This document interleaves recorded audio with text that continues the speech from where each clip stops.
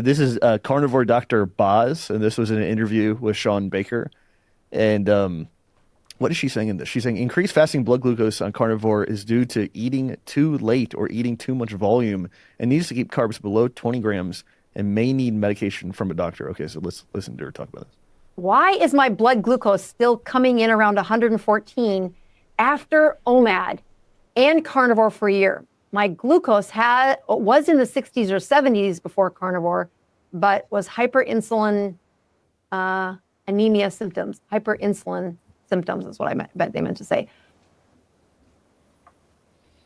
Was that the full clip, Jay? That was just the listener question. That was because the question. she then had like a tech issue. So then in this next part, she doesn't re-say the question fully. Yeah. But I wanted to include that, and then we'll get into the. Before you play it, Danny, I think we should just. OMAD is one meal a day, so it's carnivore diet and 1 meal a day. For a year, and blood sugar went For from a year, 65 to and- 80s up to 114. So this is I'm assuming this is fasting. I'm assuming. this is so ridiculous. But okay, here we go.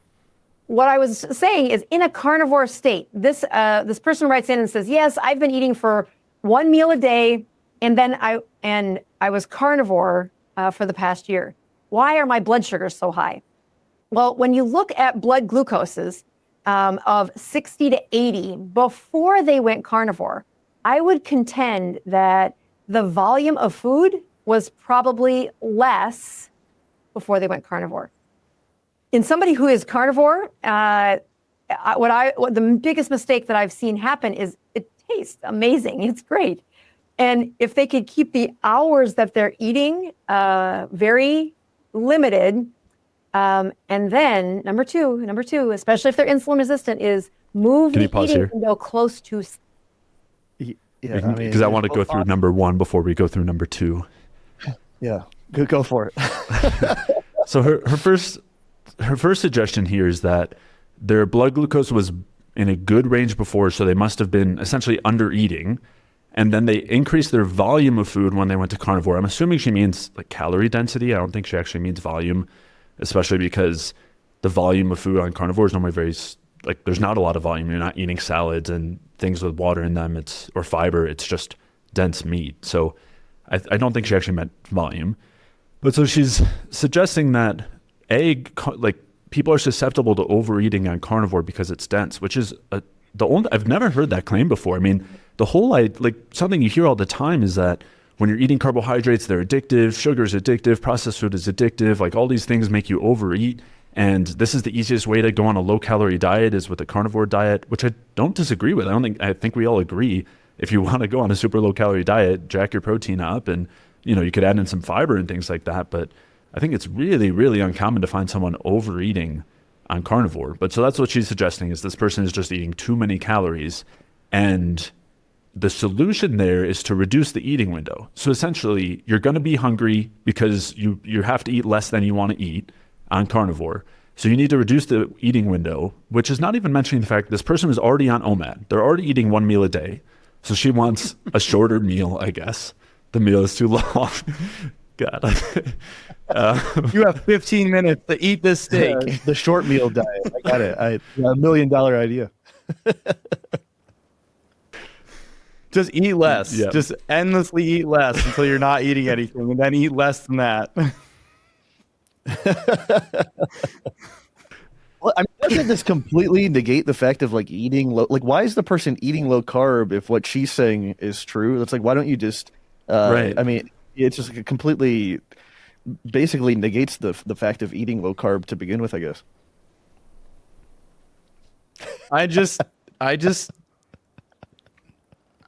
This is just so ridiculous to me, right? Because I've never worked with somebody who was like, I came from carnivore 1 meal a day and then tons of fasting, and I'm just eating so much and my appetite is so high. Yeah. I think if anything, the chronic fasting plus really high protein intake with a lower fat intake, because a lot of people don't do carnivore the right way. Like if you're going to do a high fat diet, which you have to do with carnivore, if you can't just do only protein, then you don't want to get a massive amount of protein. A lot of people are just eating steaks.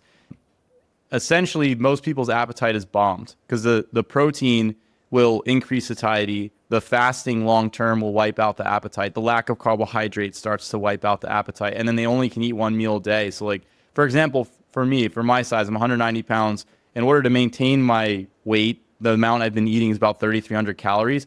I couldn't eat 3,300 calories in one sitting. Like I wouldn't, I would not feel good trying to do that because there's only so much protein you can eat in one go. And then the rest would just basically have to be fat in order to actually eat that much in one time. Because again, the carbohydrates aren't available. So this idea is, first of all, I think it's just flat wrong. Like I don't think there's any substance to this idea. I don't know where she's getting this perspective that people on carnivore are overeating. I think most people are actually not eating enough, especially as we talked about the problems with having too much protein. And then to suggest to somebody who's on who's already eating one meal a day, that you just have to further shorten the eating window. It's like, what's the point?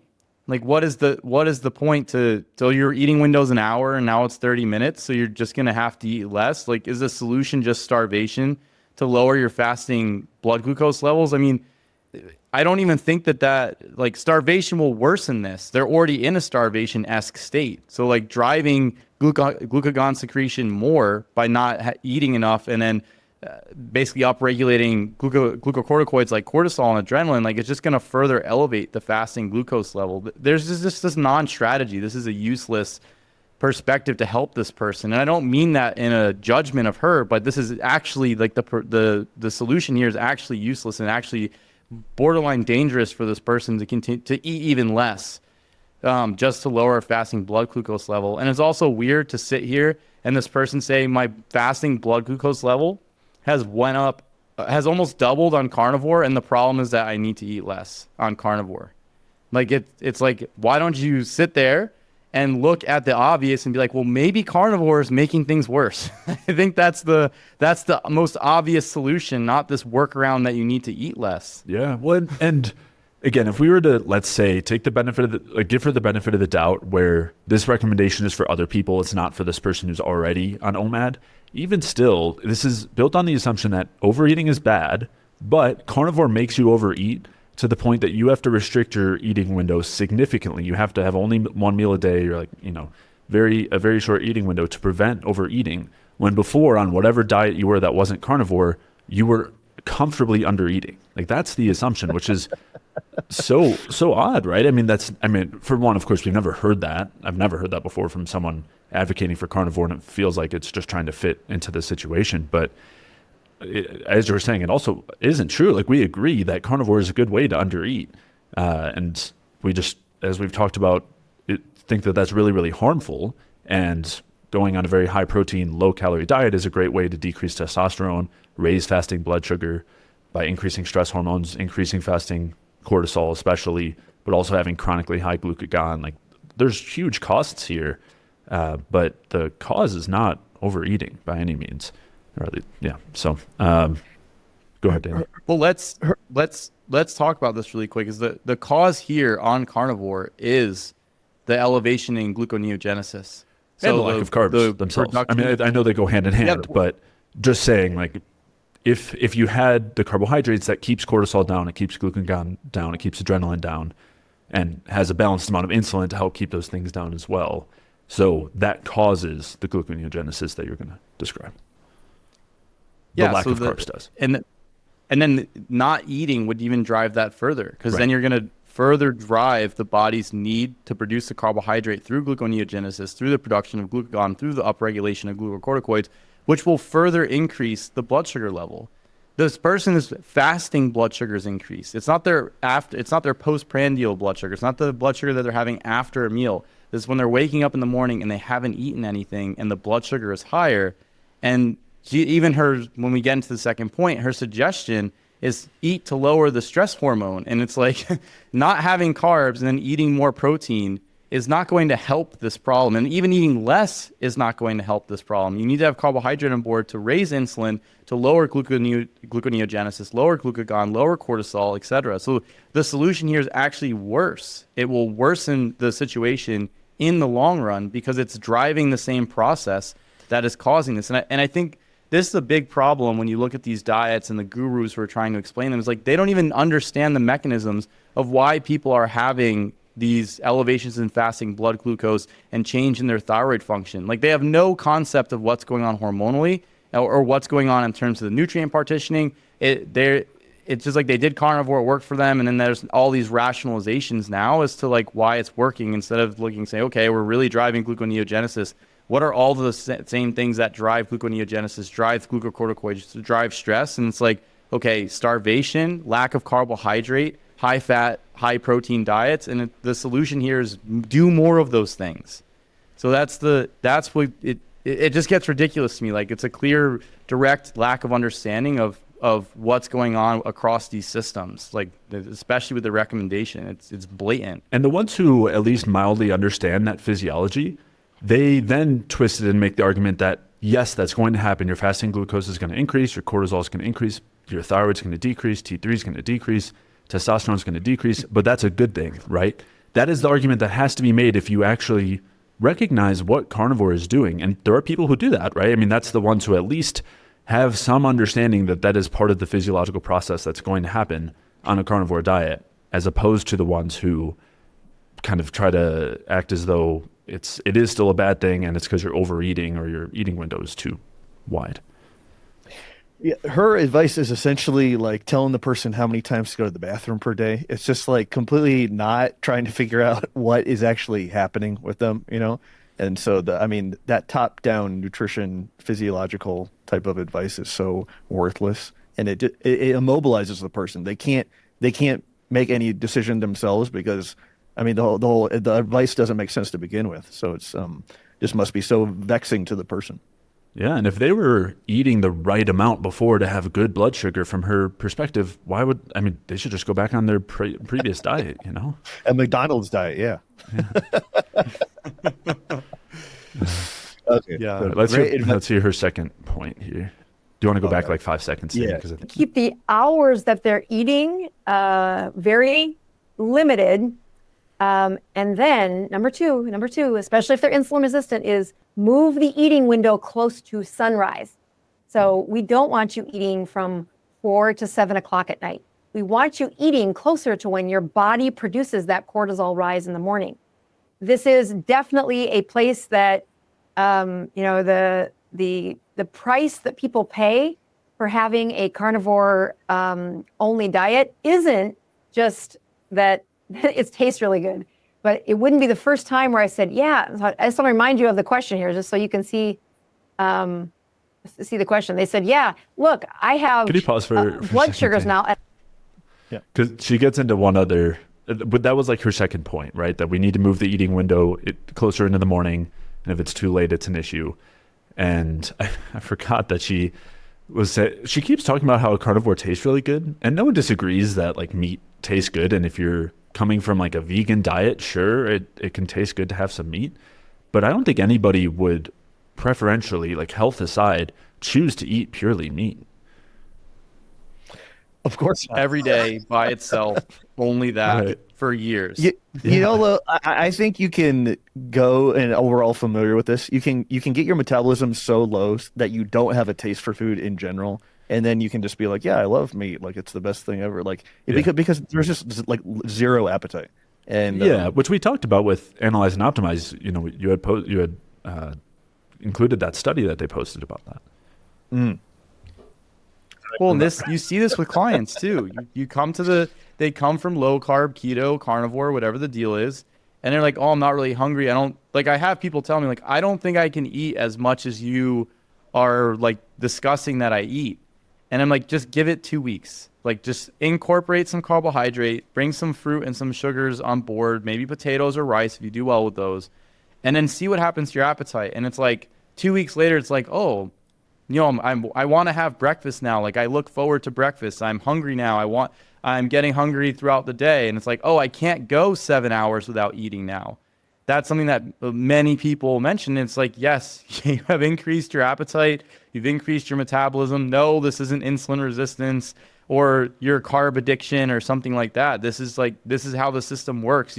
When you're running these diets, you are essentially just like running at bare minimum subsistence all the time. And when you start to bring exogenous carbs on board, you are sending signals to your body like, hey, we actually have like a good fuel source, a good substrate on board. And so let's start to increase these metabolic processes again and kind of reverse this hibernation, this winter state that we've been functioning under over an extended period of time. And so those things are par for the course. If you're coming from low carb, if you're coming from keto or carnivore, your appetite will increase when you put carbs in. No, you're not going to be able to like last 8 hours between meals and not be hungry at all. And I think those are actually good things. Those are good signs. A lot of people think it's a plus that when they wake up in the morning at like 4 o'clock because their cortisol spike is high and they're ready to start the day and they're super amped and then they're not hungry all the way until 2 p.m. Like that is a sign of health, and maybe you're more productive, but in the long run that definitively comes at a cost. Like especially when you start looking at Hans Selye's work and the idea of general adaptation syndrome and then like a fatigue stage. Right now you're in the resistance stage, and it's only so long until you hit the fatigue stage. And then it's like, man, no matter what I do, the coffee doesn't do it, the nicotine doesn't do it, the like going lower on carbs doesn't do it. Like I just can't get this energy boost. And you also get people who say, I don't eat because as soon as I eat, I'm so tired, even if they're on carnivore and low carb. And that's like, yeah, you're lowering those stress hormones that's propping your system up while you're starving. And then when you hit those, your body's like, all right, we're going to chill out now. So you don't want to be in that state. That's not the optimal state to shoot for. I know it's touted in the spheres as good, but you want to have an appetite. You want to be getting hungry. You don't want to be amped and can't fall back asleep at 4 o'clock in the morning and all this type of stuff. Yeah. Just one little correction. Like the resistance phase that Selye was talking about was a slow breakdown of the ability to resist the chronic stress, and then exhaustion is death. So the fatigue is part of the breaking down of the person's capacity to resist the stress, right? I think that, yes, I think the resistance is like your body is using these resources to manage the stress. And then I think again, this was my understanding, but the fatigue stage was basically like at the end of the fatigue stage was like death. But I think there's a lot of people who get into that fatigue stage who are just like their body is completely shot. And I think you see that with different hormone profiles with people where like everything is low, like all the hormones are jacked up. Even the glucocorticoids are low and whatnot, but they have zero energy. They have no response to any external stimuli, and they're just flat. And then you also see this inside the ICU and in the hospital, where people are, and they are at death. Like their body's adaptive responses have completely given out. So like the hormones and things that they're giving people in ICU is glucocorticoids, and they're giving them synthetic adrenergic agonistic drugs.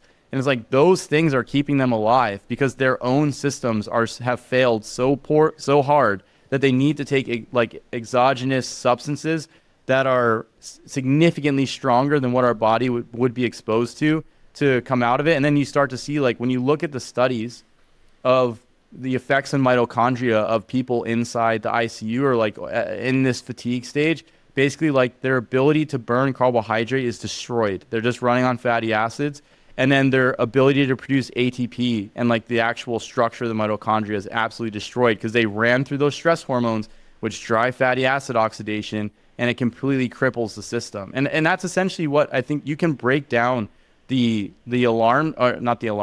resistance stage, where your body, and we've talked about this on the energy balance before, your body is running on adrenaline and glucocorticoids and whatnot, and that's increasing mitochondrial energy production by burning fatty acids.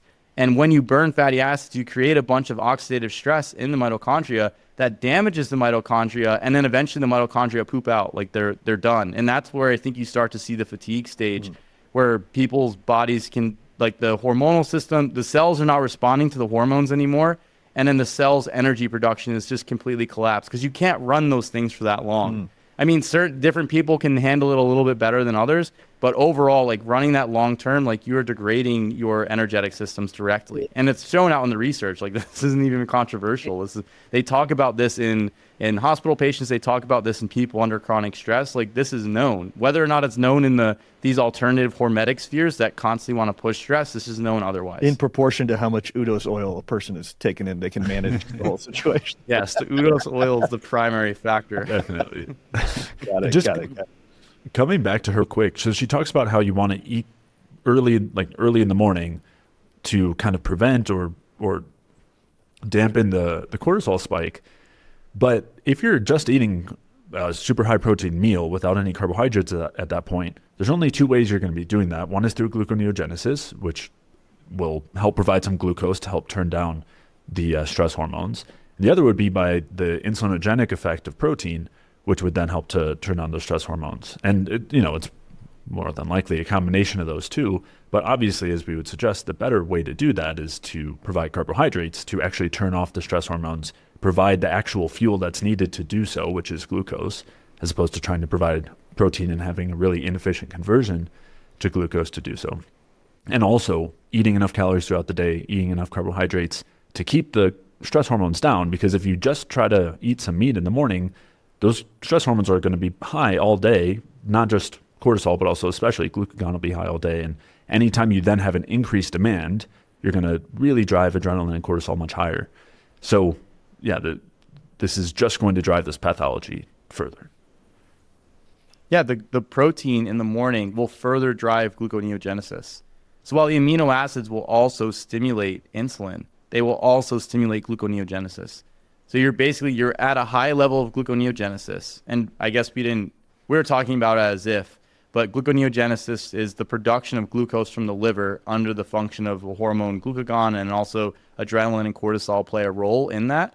And gluconeogenesis occurs where the body breaks down its protein structures and then also its fatty structures to use the glycerol backbones and the amino acids from the protein and the fat to produce glucose. And so when you eat more protein, it stimulates gluconeogenesis, particularly if you have a lot of the branched chain amino acids and things along these lines, which at big stake will drive gluconeogenesis. Now it'll also drive the production of or the stimulation of insulin, but you're at a baseline elevated gluconeogenesis, and then you're further increasing gluconeogenesis, and you have a little bit of insulin stimulation. So you're really it's not solving the problem, especially if it's like a high protein, high fat meal. Like you need carbohydrates to stimulate insulin to bring that gluconeogenesis down without having to further drive gluconeogenesis. So the solution, I don't even think it would really make that much of a difference in the long run. It just moving the eating window. The solution is to, number one, get enough carbohydrates, and that's across the day, not just after you work out, which we talked about with Gabrielle Lyons, but then also, making sure that you're eating enough, which I think in carnivore, most people aren't. And I think we talked about that. If you're having 2 ribeyes a day, depending on the size, and that's mostly protein, there is some fat in there, you're not really going to get that much nutrient or that much energetic substrate or calories. It's very difficult to do it.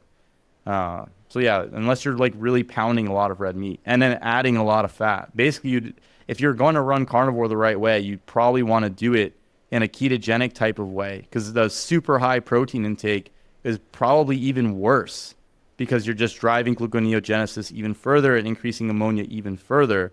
And you really want to have, at that point, you have a substrate in the form of fat. When you say driving it the right way, you mean the slightly less harmful way, but still significantly harmful and detrimental way.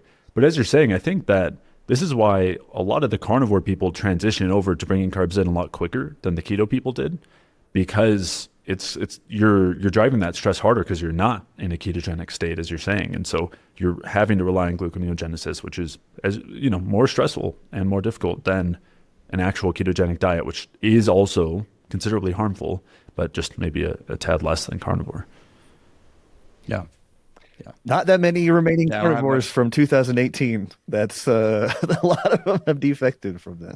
Yeah, seriously. I think I just saw on the feed too that what's his name? Sean Baker is actually moving into a keto diet. Yeah, but instead of just running pure carnivore. Yeah, but he was some injury, and so he's trying to have extra support for his nervous system, or neuronal healing and ketogenic diets have been shown to be supportive there. But I saw the video that he had made, but I didn't know that he was adding in carbohydrate. no, he's not. No, it's not carbs. He's just increasing his fat intake relative to his protein intake. Yeah, so that he's going to keto. That's God, what okay. I'm saying. Maybe that's what I figured. Okay, that makes a lot more sense. No, it's not glucose, Danny. Well, Glucose is toxic. Keto It to has me to be means like ketone. 20 carbs per day, or 20 or 40, like low. Is that wrong terminology these days? What? What was I missed the Like first part? keto involves carbs, not like at least. Not necessarily. You just have a limit in terms of. So like they just say you have to be less than this so that you can stimulate ketones. It was more, Danny. I don't It's more think that they he's shoot for carbs. reducing his protein and increasing fat. That was more of the shift. I don't Got think it. he's bringing in any carbs. Got it. That calls back to a lot of people, like, for example, Jimmy Moore was the most famous one, but realizing that there were problems with eating too much protein. So that like bounces up and down in the low carb carnivore world. And so it's just funny because we talked about this before, but there's no place to go. Like if you have a problem, what do? Do you lower your carbs more? Like you can't. Do you lower your fat? Do you have to start lowering your protein? And I think that's the tragedy when people actually start having problems. It backs them into a corner and they have nowhere to go. And so eventually the cognitive dissonance accumulates and you have to dismiss the whole thing because it's not going to help. Yeah, seriously. Yeah. All right, let's hear this last point here about the runaway insulin resistance train. At 114, where before I was at that 65 to 80 range. What I would tell you is somehow the volume of food is likely higher, or the last bite of food is too late at night. The other place that I've seen this happen is that the progression of insulin resistance, sometimes they forget, the disease forgets to tell the patient. So as their insulin problem is growing worse, well, nobody told them. And now they have a much steeper climb to get out of that slump of where the sugars used to be 65 to 80. Now they're 114. Their insulin resistance has gotten exponentially worse, which I do often find that when they are in a good zone and they march up to the next zone, if you're measuring insulins, the insulin has, the insulin resistance, the cells just are not listening to what insulin is telling them. And I do find that there is a season of transition where. That was everything, right? Oh, it could have gone on a bit more. It doesn't matter. I mean, It's just a word salad of nothingness. Her next thought after that was even less clear. and that's, it dovetails in with what we were talking about earlier. Say a lot of words, some of which sound maybe intelligent. This is egregious. This is like really bad. Like the worse than other ones we're talking about. The thing is, like, I get what she's trying to say to some extent, but it just gets, I think as she's working through it in her mind, she's starting to realize that, like, this isn't really making full sense. So she's trying to adjust what she says, and it's just not, it's not coming out well. Like, it's actually, it gets, like, what are we saying at this point? Like, I don't know where she's going. So we're talking about seasons now, and I don't know what's coming next. Is it spring? Are we in summer? So just to steel man it, because obviously, like, Impossible challenge. Will help a little bit. Which is essentially saying, like, if you can decipher the clip and the later on parts, is that this person was already dealing with insulin resistance that was getting worse, and it was hidden because it wasn't being told to the patient, and is like consistently getting worse. And they switched to carnivore just at the end here, but the insulin resistance kept getting worse, and now it's just showing up, but it's not because of carnivore.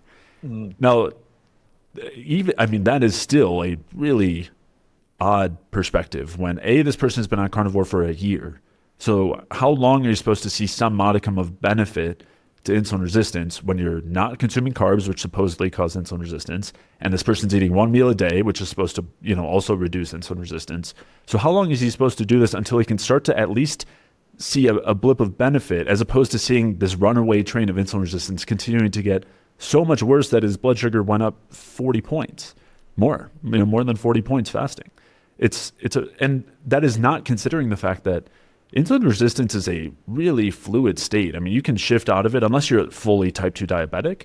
I mean, you can shift out of that state very quickly and shift into it very quickly. Like if any of us went on a low carb carnivore diet with fasting, we could see our blood sugar, our fasting blood sugar go up relatively quickly, certainly before a year. And to suggest that this increase was already happening and had nothing to do with the new thing that he's been doing for an entire year is so odd. I mean, it is directly, obviously, very directly caused by the new intervention that he brought in for an entire year that would have a direct effect on this exact situation. This is Olympic level mental gymnastics. Olympic level. Like this is gold medal stuff. I honestly did not know she was saying that, Jay. So thank you for that. I really appreciate it. Yeah, dude, that's pretty wild. That's yeah, exactly. How this is what a lot of carnivores criticize vegans for. They'll say, how long are these things supposed to take, et cetera, et cetera. So it's again, nobody's denying that a person could be pretty screwed up by the time they enter any dietary modality, and and a lot of damage has been done. But that's crazy. Yeah, this one is just difficult because it's the guy, his fasting blood glucose levels almost doubled over this year. And the suggestion here is that, you were super insulin resistant before, and this is just the lag effect. That is dangerous territory for rationalization, right? Because then the suggestion or her solutions were just double down. So eat in less time and eat even less than you're already eating. And because of this lag effect, and it's like the idea here is that the carnivore diet should be helping the insulin resistance and lowering the fasting blood glucose.